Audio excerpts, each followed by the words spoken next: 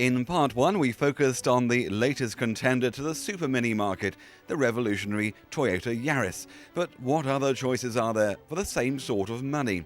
The main drawback under the bonnet of the Yaris is the choice of engine. There's either the 1 litre or the 1 litre. The Ford Fiesta may be a little long in the tooth, but it offers a well-proven 1.3 power plant, which, although it delivers slightly less power than the Yaris, is far more refined, especially at motorway speeds. The larger engine, of course, won't take advantage of the Chancellor's lower road tax. You also may prefer to invest in proven established technology that the Ford offers, and any car mechanic worth their salt can service and fix a Fiesta. Then there's the tweaked Voxal Corsa. The team at Lotus have helped to give this Super Mini a few better driving manners, and the Corsa is pretty spacious inside. However, you may find the 1 litre Corsa underpowered when you've got a full load. Or how about the Fiat Seicento? A tiny 900cc engine powers this tiny town car, but at $6,500 it's stylish and pretty good value.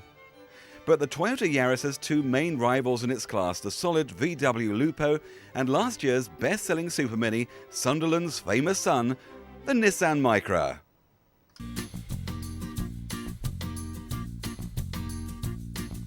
Okay, let's just say I didn't make any plans to go cruising or posing in the Micra, all right? I mean, image-wise, for me, the Micra generally rests somewhere between tartan slippers and sweaters with animals on them.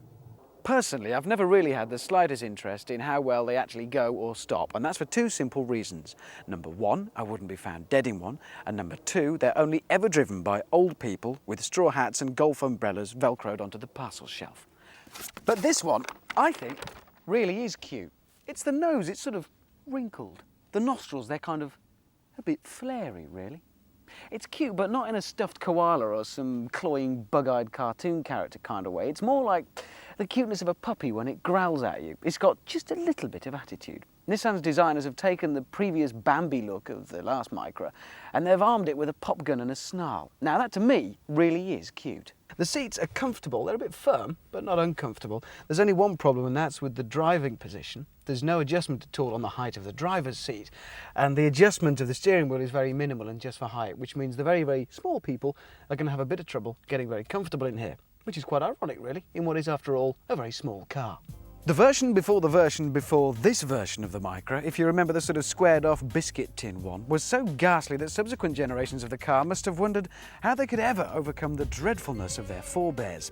In fact, a couple of years or so ago, the newly redesigned Micra must have tripped merrily into the limelight, all cutesy curves and cheeky looks, only to discover that most of us were still reeling from the shock of their ancestors' tatty, shabby, tinny nastiness. And anyway, I didn't actually like the last car in its own right, even without its embarrassing family history. For me, it was just too cute, too cuddly, too noddy.